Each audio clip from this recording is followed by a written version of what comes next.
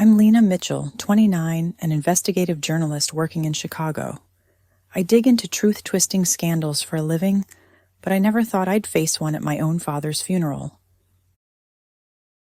Everything was supposed to be solemn and respectful, a quiet service for the man who taught me to read the news critically, who cheered when I got my first byline. We picked out the flowers he liked, the hymns he'd wanted. My sister and I tried to hold it together. Then my aunt, Christine, stepped up to the podium. That's when the lies began. She dabbed her eyes with a lace handkerchief, voice quivering as she talked about Dad losing his clarity, needing help making fair decisions. She implied he'd been pressured, manipulated. She said he was so confused in the end he didn't even recognize family, glancing right at me and my sister. People shifted in their seats, some turned to look at us. My heart was hammering so loudly I thought everyone could hear it. But I didn't interrupt her. I didn't cry. I didn't say a word. Instead, I sat there, back straight, phone in my lap. And I hit record, because I'd spent years exposing frauds who hid behind polite smiles. And even in the middle of my father's funeral, I recognized exactly what she was doing. She was rewriting him in real time, poisoning the family's memory of him, positioning herself as the wronged caretaker, and she had no idea that someone in that chapel was capturing every word.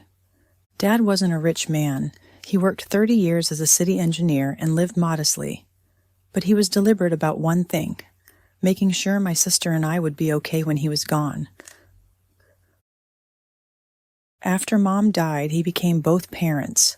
He cooked simple dinners, overcooked pasta and jarred sauce, but insisted on eating together every night. He sat through my high school debates even when he didn't understand the topics. He pushed me to go to journalism school even when he worried about the cost.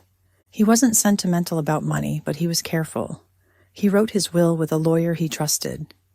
He told us it was simple. The house, a small savings account, and a little retirement fund would be split equally between me and Emily. He told Aunt Christine, too. She was there when he signed it. She called it so fair at the time. But as Dad got older, he leaned on her more. Christine was practical, organized, always volunteering to handle his paperwork. At first, I was grateful. I was working long hours in the city.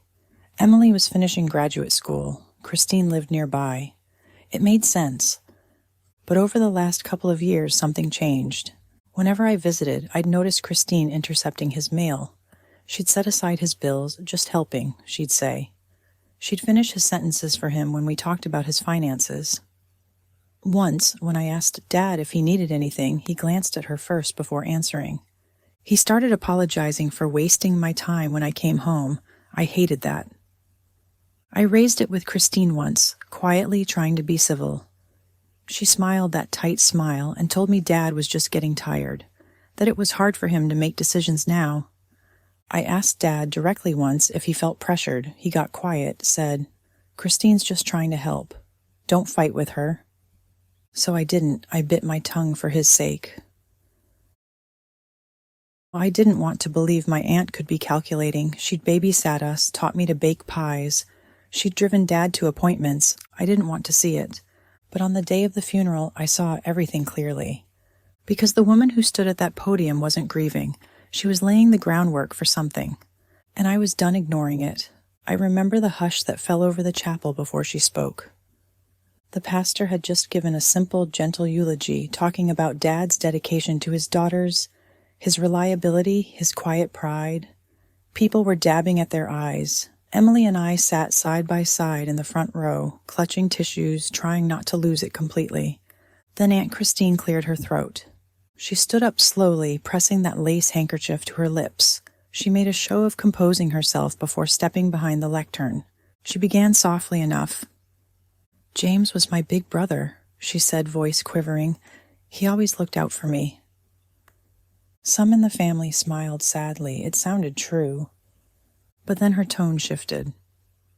"I watched him struggle so much in the end," she said, pausing for effect. "He was so confused. He didn't always remember who was in the room. He wasn't sure about anything." A low murmur went through the crowd. I felt Emily stiffen beside me. Christine went on, dabbing theatrically at her eyes. He told me in private that he was worried about how decisions were being made for him, that things weren't fair. He said he felt pressured. She let that hang there, pressed the handkerchief to her mouth as if to keep from sobbing. I felt like the air had been sucked from the room. All around us, people were exchanging glances. Some turned and looked at me and Emily. Christine kept going. "I don't want to say too much today," she said, her voice breaking in just the right places.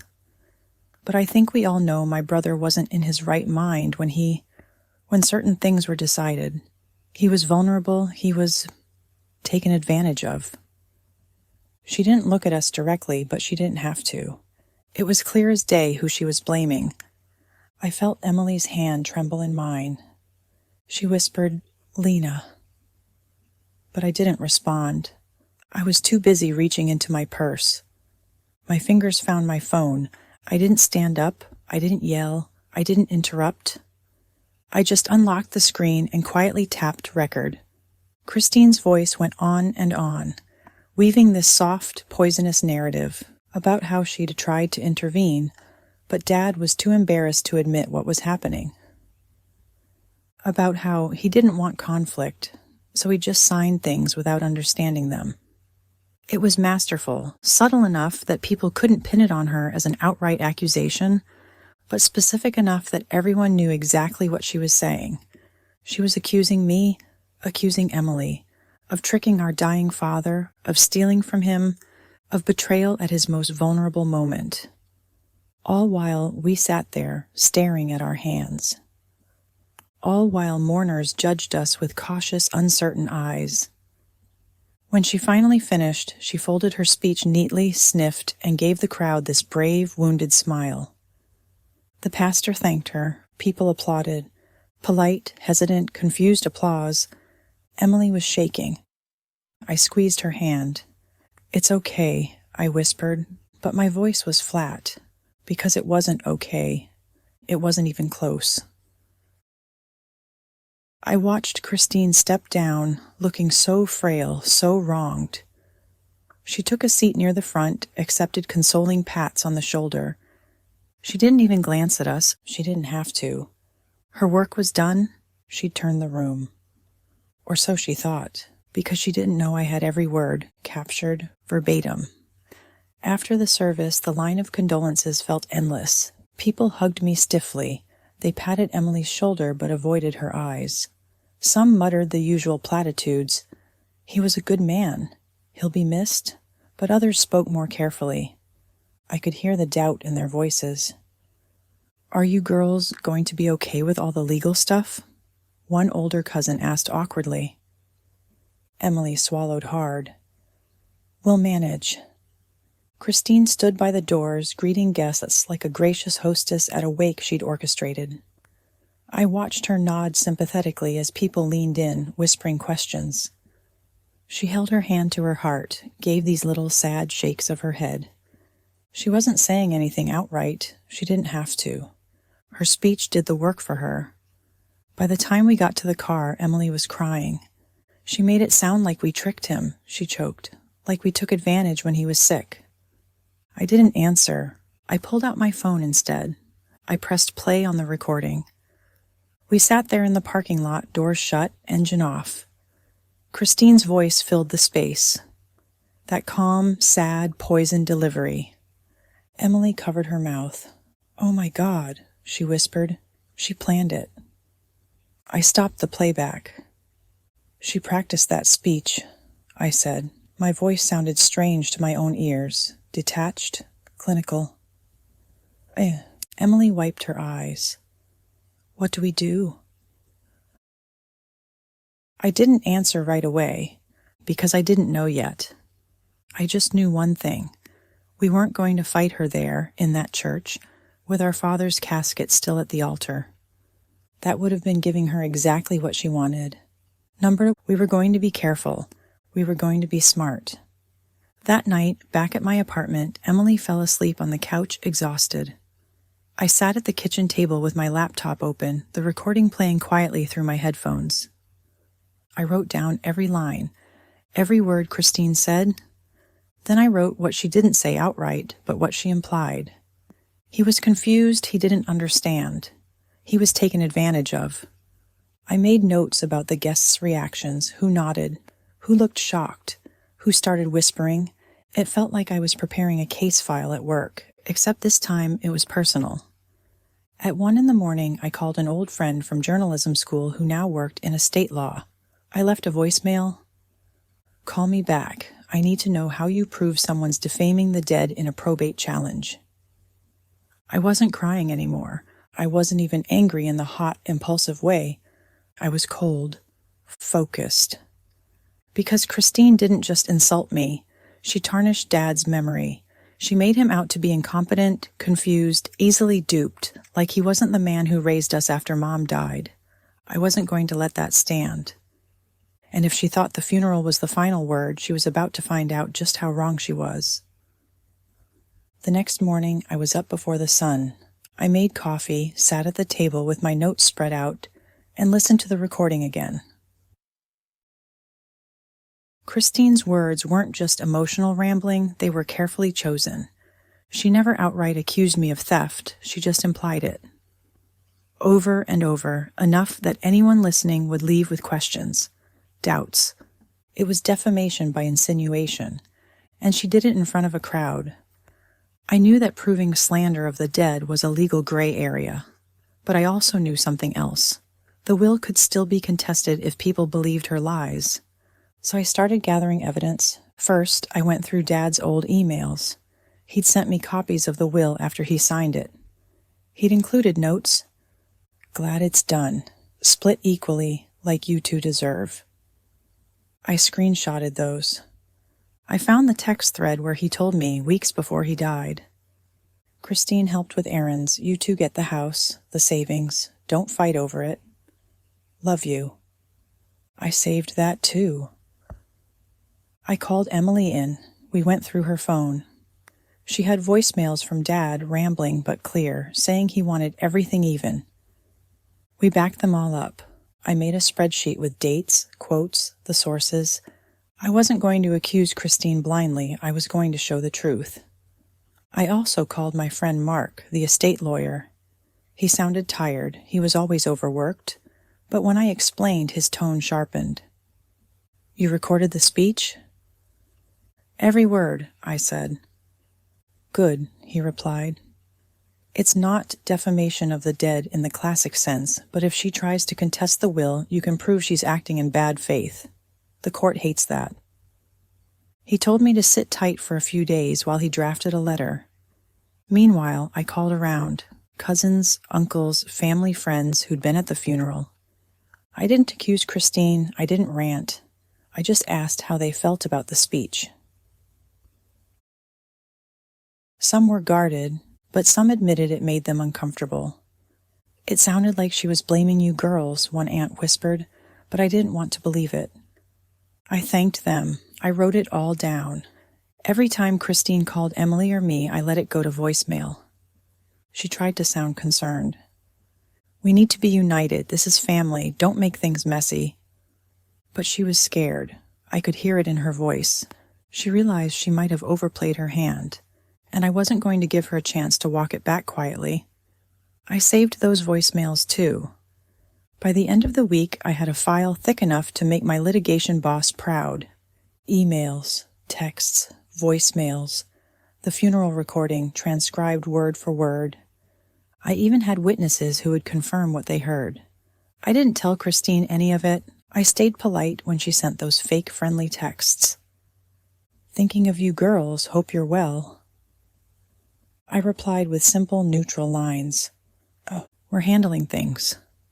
Thanks." Because I didn't want her to see it coming. I wanted her to think she'd won. I kept everything quiet. That was the strategy. I didn't blast the family group chat or confront Christine at some gathering. I stayed polite, even warm. When she called to check in, I thanked her for thinking of us. I let her keep talking, let her ramble about how Funerals bring out the worst in people, and some folks don't know when to let go. She was smug, but I could hear the nervous edge in her voice. She didn't know what I had. Meanwhile, Mark, my lawyer friend, drafted a formal letter warning against any probate challenge. It was subtle but unmistakable. If she contested the will, she'd face a claim of bad faith, complete with documented evidence, including a transcript of her speech. We didn't send it yet. We held it in reserve. Instead, I worked on the family. When an uncle called me saying he was concerned about what he heard at the funeral, I didn't get defensive. I told him I understood. Then I asked if he'd be willing to hear what she actually said, uncut. I played the recording for him. When it ended, he was quiet. Then he said, "Jesus, Lena." That was cold. I asked if he'd share that with others if needed. He agreed. I did that over and over. Private, one-on-one conversations. Quiet truth. No yelling. Just letting them hear her words in her own voice. The ones she'd hoped would only live in the hushed confusion of the funeral. Christine had no idea. She went on visiting relatives, continuing her gentle suggestions that Dad hadn't been himself. But by then, they were starting to ask questions she couldn't answer. She called Emily in a panic one night, asking what we were telling people. Emily didn't lie. She just said, "We're telling them the truth." That was the beginning of the end. Christine stopped being confident. She started avoiding calls. She backed away from any discussion about the estate. The family lawyer, who was supposed to read the will with everyone present, told me privately that Christine had stopped responding to his emails. She didn't want to be there when the real truth came out. I never threatened her. I never screamed. I never told her she was evil. I just quietly made sure everyone heard exactly what she said in her own voice and let her bury herself with it. Because I didn't need to ruin her, she did it all on her own. The will reading was set for a Monday morning in the small, wood-paneled office of Dad's lawyer. The air smelled of old books and lemon polish. Emily and I arrived early. We sat in silence, going over the paperwork one more time. Christine showed up 10 minutes late, wearing a black dress like she was still mourning, though the funeral was weeks past. She barely met my eyes. She greeted Emily stiffly, then sat down, crossing her legs and smoothing her skirt. The lawyer cleared his throat and began reading the will, Dad's instructions plain and unambiguous. The house and savings were to be split equally between me and Emily. Nothing for Christine by Dad's explicit choice. That's when she finally spoke. "I think," she said carefully, voice trembling, "that James might not have understood what he was signing. He was very confused at the end." She looked at the lawyer, then at us, as if trying to seem so reasonable, so concerned. I didn't raise my voice. I didn't even look surprised. I just opened my bag, took out the printed transcript of her funeral speech, and laid it on the table. "I'd like this entered into the discussion," I said calmly. Christine's eyes darted down to the paper. Her face went pale. She recognized every word. The lawyer picked it up, reading aloud. He wasn't in his right mind. He was taken advantage of. I don't want to say too much today, but... Christine opened her mouth, then closed it. Emily sat beside me, stone-faced. When the lawyer finished, he set the transcript down slowly. He adjusted his glasses.